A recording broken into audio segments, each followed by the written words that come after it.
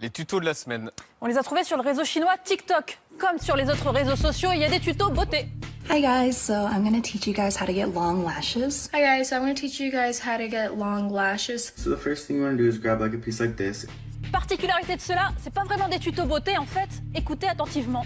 So the first thing you want to do is grab like a piece like this, and the reason why is because if you look up Muslim concentration camps in China, you'll realize that 3 million Muslims have already died. Curl your lashes, obviously. Then you're going to put them down and use your phone that you're using right now to search up what's happening in China, how they're getting concentration camps, throwing innocent Muslims in there, separating their families from each other, kidnapping them, murdering them, raping them.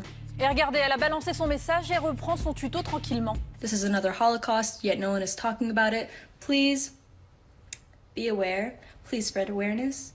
And yeah, so you can grab your lash curler again. Et hop, ni vu ni connu pour éviter de se faire prendre, car on le rappelle, le réseau social est chinois. Ils ont quand même suspendu le compte de la jeune fille provisoirement. Alors de quoi parlent ces ados? Des Ouïghours, c'est une minorité musulmane qui vit dans le nord-ouest de la Chine.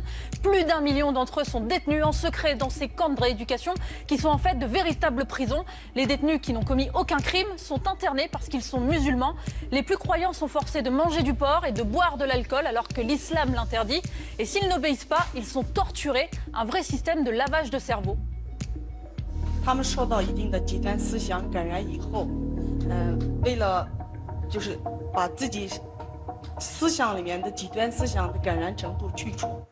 La Chine parle, elle, de centres de formation professionnelle destinés à lutter contre la radicalisation islamiste.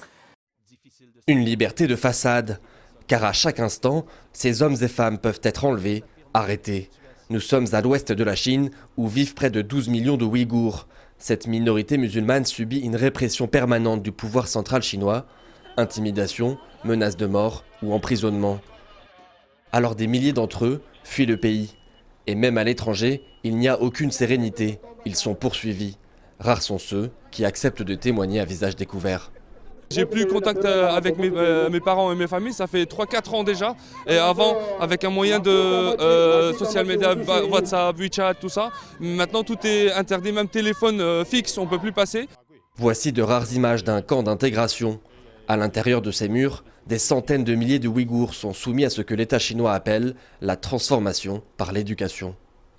Il faut qu'on leur fasse oublier leur culture, leur langue, et qu'on leur apprenne toute la journée. Et tant qu'ils ne savent pas parler Han, chinois, tant qu'ils ne savent pas ce qu'on leur enseigne tous les jours, les chants, eh bien, ils vont rester dans ces camps. Ça, ce sont les camps ouverts. Dans les camps ouverts, il y aurait 3 millions de personnes. Le pouvoir chinois a également construit des dizaines de camps fermés, de véritables prisons dont il n'existe aucune image, si ce n'est celle qu'on peut obtenir à l'aide d'un satellite. D'après Human Rights Watch, au moins 800 000 Ouïghours y seraient emprisonnés et l'immense majorité d'entre eux n'en sont jamais sortis. Ils ont décimé la société ouïghour. Plus de 10% de la communauté est en prison. Maintenant, si n'importe quel autre gouvernement dans le monde faisait cela, cela créerait de l'indignation, cela ferait la une partout dans les journaux. Mais parce que c'est la Chine, à cause de sa puissance économique, elle est exemptée de critiques. Autre forme d'oppression, la destruction des monuments religieux. Sur cette image, on peut apercevoir la mosquée Keria en novembre 2017, et voici le même endroit, quelques mois plus tard. L'édifice vieux de 800 ans a complètement disparu. Xi Jinping, le président chinois, a toujours nié les accusations de répression envers la communauté ouïghour. Pour lui, c'est une lutte contre le terrorisme et l'extrémisme.